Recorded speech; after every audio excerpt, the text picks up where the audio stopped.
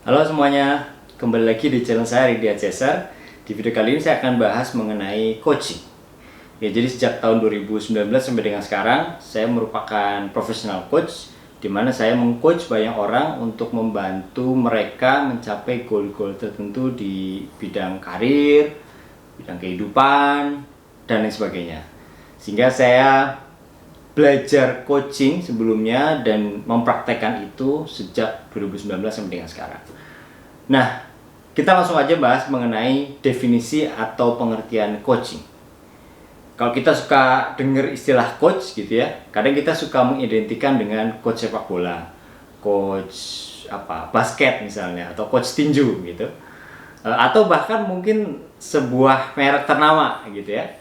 Nah, sebenarnya kalau dari sisi sejarah, coach itu berasal dari sebuah desa di negara Hungaria sana, di mana sebagian besar penduduknya itu berprofesi sebagai pembuat kereta kuda.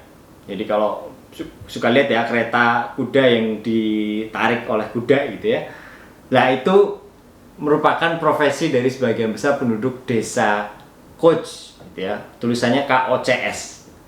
Nah, seiring berjalannya waktu, coach itu kemudian diartikan sebagai memindahkan atau mengangkut apapun, barang, manusia dari suatu tempat ke tempat yang lain, gitu ya. Jadi coach berasal dari sebuah nama desa di Hungaria, gitu, di mana profesinya penduduknya itu pembuat kereta kuda.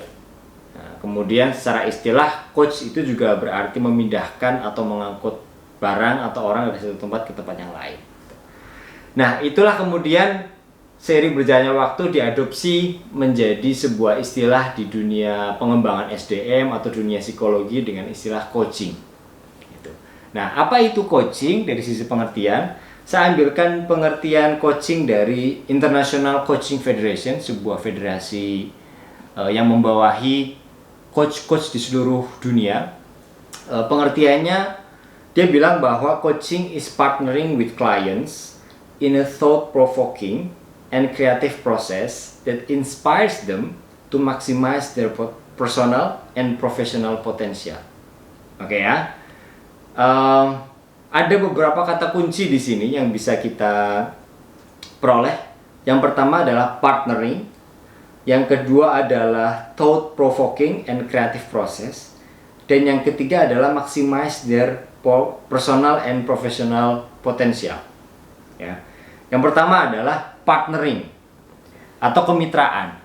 Jadi coaching itu lebih banyak menekankan kemitraan antara coach dengan coachinya, coach atau klien atau apapun istilahnya gitu ya, orang yang di coach. Nah, kemitraan yang seperti apa? Jadi misalnya ketika coachnya ini sudah lebih menguasai bidang itu begitu ya, bidang karir dan lain sebagainya gitu, dia akan menurunkan frekuensinya agar sama dengan coach ini gitu ya, dan membangun kemitraan yang baik.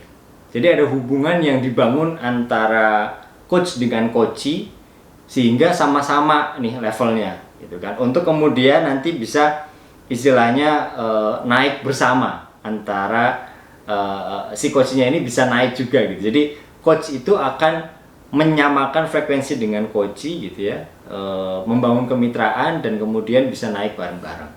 Itu partnering. Yang kedua adalah thought provoking atau eksplorasi pemikiran atau memprovokasi pemikiran gitu kan, dan kreatif proses yang kreatif.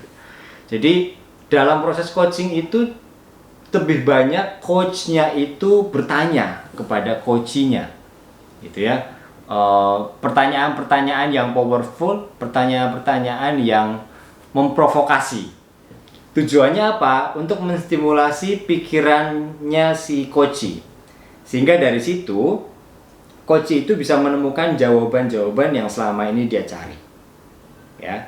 Karena memang secara prinsip coach itu menjadi cermin selama proses coaching, karena perspektifnya adalah coachee sudah tahu atau punya banyak sekali sumber daya untuk menemukan jawaban yang dia cari. Makanya itu berhubungan dengan tujuan coaching, yaitu maximize their personal and professional potential. Jadi karena memang sudah punya potensi coach ini, teman-teman semua kalau menjadi coach itu, saya misalkan jadi coachnya, saya sudah punya perspektif bahwa teman-teman sudah punya potensi, sudah punya semua sumber daya yang diperlukan untuk menemukan jawaban-jawaban dari yang teman-teman cari. Itu sehingga tadi ada beberapa kata kunci. Yang pertama partnering atau kemitraan, yang kedua adalah thought provoking and creative process, yang ketiga adalah maximize their personal and professional potential. Nah, 3 hal ini yang menjadi kata kunci di coaching itu sendiri.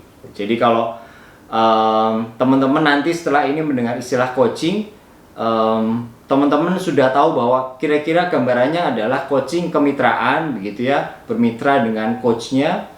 Kemudian coachnya akan lebih banyak bertanya, memprovokasi pikiran-pikiran kita, pikiran-pikiran coaching gitu. Dan juga tujuannya untuk memaksimalkan potensi pribadi dan juga profesional. Gitu. Jadi kalau teman-teman merasa memerlukan layanan coaching ini, silakan hubungi profesional coach yang teman-teman percaya untuk membantu teman-teman mencapai goal teman-teman sendiri. Dalam hal apapun, dalam hal pribadi, sosial, karir, akademik, ataupun dalam hal kehidupan secara umum. So, jangan takut untuk melakukan coaching, rasakan pengalaman coaching, dan saya yakin teman-teman akan lebih terbantu, lebih terinspirasi untuk mencapai goal-goal yang teman-teman canangkan. Sekian, terima kasih, semoga bermanfaat.